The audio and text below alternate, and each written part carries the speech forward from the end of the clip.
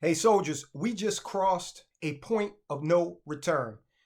The US debt has ballooned to $32 trillion. And to be honest with you, 31 trillion was a point of no return, as was 30.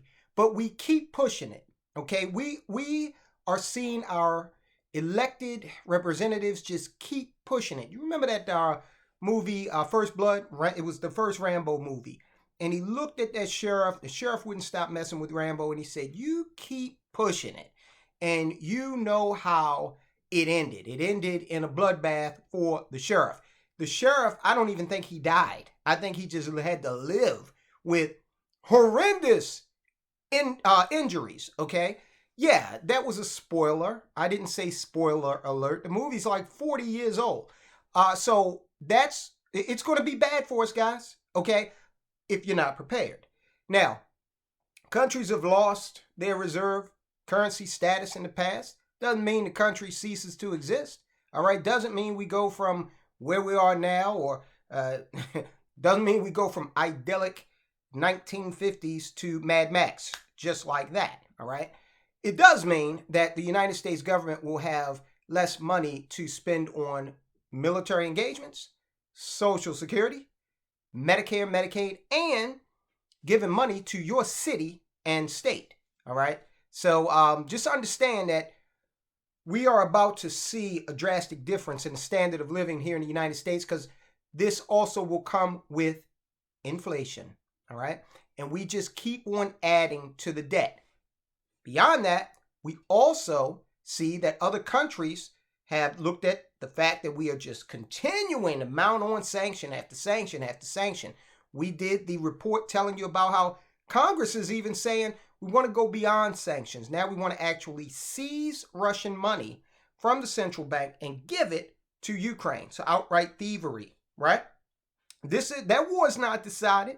There are no conditions of surrender, but we're doing these things and other countries are taking notice, including Western allies like France. We also did the report on Emmanuel Macron making overtures to South Africa to join the BRICS nations, okay? At least to get an invite to the meeting. Now, why are you interested in going to one of their meetings if you're not interested in joining the cooperative? Okay, I think that was Macron calling me. In any event, I want to get into this. Go ahead, subscribe to the channel if you haven't already. Enlist, become a soldier of finance. Let me know you did it in the comment section. Therefore, I can salute you. Hit that join button. Find out what we're offering in the members only section. And also, Macron just won't leave me alone. And also, I want you to hit that thumbs up, guys. Go ahead and hit the thumbs up. Help the video to be seen by more people. So, we got $32 trillion of debt. Now, let me say this. The actual debt is a lot more than that, because we're not counting unfunded liabilities like Social Security, Medicare, Medicaid, military retirements, all right? So when you really start to put all of those factors together, we're north of $200 trillion. I always do this. For perspective, 1 trillion seconds ago was 32,000 years ago, okay? So this is where we are, unfortunately. And it's a problem, it's a crisis of our own making. And look, I'm not even going to let the American citizen off the hook on this. Democrats and Republicans have been spending, not like drunken sailors, because when a drunken sailor is out of money, they stop spending. We in this country have been spending like total insane individuals. We've been spending kind of like people who have a blank credit card, a teenager. You just give them that black card and they just run wild. No emotional intelligence about what this will ultimately lead to. Now, your share as a taxpayer of this debt of just the 32 trillion is $250 million. That's right, you. All right. Don't forget that. The national debt as of June 16th is at an all-time high of $32.04 trillion and rising, as you can see, according to the Treasury's daily statement.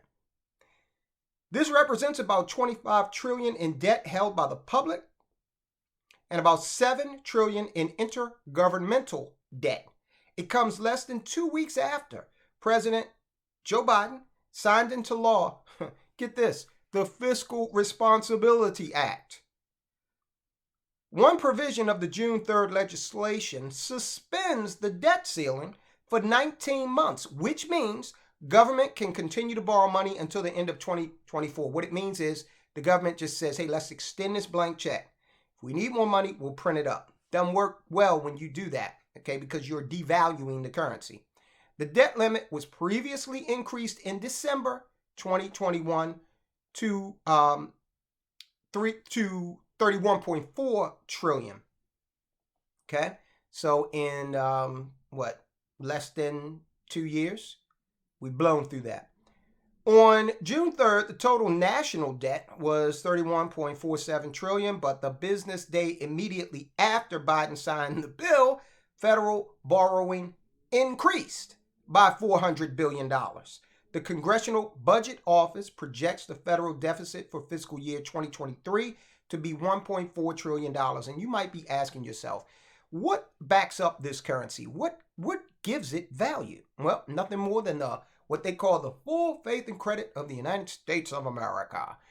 In other words, the nation or the government's ability to tax its citizens. That's the only place where government is getting money from, all right? You and I, we talked ad nauseum on this platform about legally reducing your tax obligation. We have also talked, because look, the government's about to get voracious in a hunt for money as we spiral toward insolvency. So we have also talked about being diligent on paying the IRS what you owe. Don't get jiggy with it, fancy with it, slick with it. Pay them what you owe them. Because if you don't, this is the most effective collection agency in the history of mankind. Not only do they have the power to come after that money and garnish your bank account, which would really knock you off track in terms of your drive toward financial independence, they can also put you in prison. Now, if you owe Discover Card can't get you and take you away from your family for years, right? What do you think being taken out of play would do for your finances? It would hurt you a lot harder than whatever you saved in trying to, get around paying your fair share of taxes. Yes, your fair share, whatever they assess, okay? They got us by the balls, ladies and gentlemen, okay? And we got to render unto Caesar that which is Caesar's. Otherwise, we risk not being able to generate income or having the income we do generate seriously impacted. And that's just the brass tacks, folks. It's the fact of life. If anybody tells you you don't have to pay taxes, run in the other direction. Now, there are plenty of things. Macron, Jesus. There are plenty of things that you can do to legally reduce your tax debt. And we talk about some of those in the members section. Hit that join button, find out the depth into which we go through on that platform. All right. So they continue to spend $400 billion just like that. The Congressional Budget Office projects the federal deficit for fiscal year 2023 to be $1.4 trillion. So they already spent $400 billion. They're just getting started, folks. It'll probably blow through that number. Although the legislation Biden signed also included some $1.5 trillion in spending cuts, right, over the next decade, under the Biden administration's 2024 budget proposal, the gross national debt is projected to exceed $50 trillion by 2023. $50 trillion. So imagine what your share of that will be unless you take action to legally reduce your tax debt. Okay? Imagine what it will be unless you say, hey, I'm going to pay these taxes now on this money, and then I want to put this into something where, because they got the taxes up front, they're allowing me to not have to pay additional taxes on the back end. And we've talked about insurance policies, permanent life insurance policies, Roth IRAs, precious metals. Okay, we've talked about those things and we will continue to do so. So Biden is going to, we're going to go up and 50 trillion by 2023. That's over 17 trillion over the next decade, which would be more than the entire national debt held by the public before the COVID-19 crisis. And look, they're talking about a decade from now. If we get a war or they, run into some aliens, they're big on aliens now. They're here. So we need to get into a Battle Los Angeles type situation. Great movie, by the way. Check it out. But seriously, 10 years is a long time. Who knows what will happen in that time? Okay. So this is just a projection. I think it's actually going to be more than that by 2023. The federal government surpassed the $31 trillion mark on October 2nd, 2022. Just over 8 months ago. The $32 trillion mark was reached 9 years sooner than what we had projected prior to COVID-19. So there you go. This is what we were just talking about, how this is probably going to get up to beyond 50 trillion, way beyond 50 trillion by 2023. And this was largely due to trillions of dollars of congressionally approved COVID-19 related spending. We have a debt addiction, ladies and gentlemen. We can't even get through a single fiscal year anymore without adding $1 trillion in debt. And 33 trillion is likely just around the corner, according to Maya McGinnis, president of the Committee for a Responsible Federal Budget. Our debt addiction saddles the next generation with a debt burden that only grows larger so long as we insist on ducking the hardcore choices of governing. Listen, speaking of the next generation, if you're interested in passing on some money to the next generation and having that sheltered from taxation legally, again, that insurance policy is going to help you do that. All right. Roth IRA, that's not designed really to pass on to really designed to do that. But that insurance policy certainly will. I'm going to have to call Emmanuel Macron back in a moment because he's rather insistent.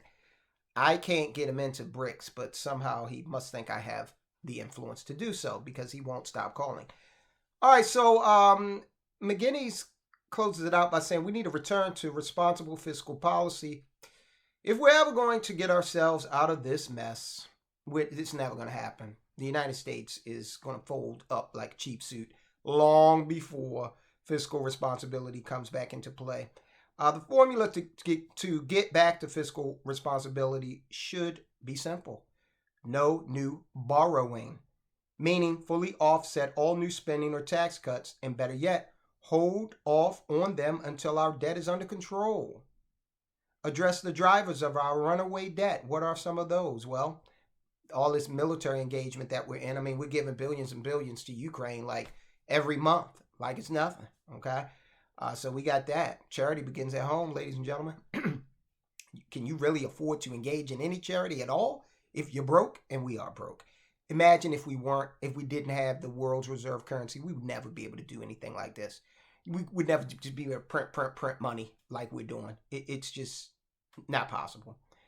Okay, it's not rocket science. It's pretty darn straightforward, and it's time our politicians get to work before it is too late. Ma'am, I am an eternal optimist, but in this situation, I'm going to go out on a limb, and I'm going to say it is already too late. It's too late to solve this problem, okay? We're well beyond. If we paid $1 per second, then we'd get through, stop spending now and pay $1 per second. Every second on the debt. 31,000 years from now, literally, we would have knocked it down to 31 trillion. We'd be back where we were last week. So, it's getting crazy out there. You know, our Congress, a lot of them act like they don't understand how money works. And they should join the Soldiers of Finance members only section, or just subscribe to the channel. We'd help them out. Here's another example of how they just don't get it. After we talked about our debt situation, problem of our own making, right? That is not inspiring confidence in these capitals throughout the world. You add that to our penchant for sanctions lately. We're even sanctioning African countries for their domestic policy. Okay, sanctions here, sanctions there, sanctions everywhere. So you combine those two things, the debt and the weaponization of the dollar through sanctions. Add to it this, you'd think they would back off, right? Now, the United States Congress is saying that, hey, we might just steal Russia's money from the central bank and give it to Ukraine. You think that's going to inspire faith in any other country on this globe? I personally do not. I think it's going to make the situation worse. Watch this video, find out more. Guys, I'll talk to you soon.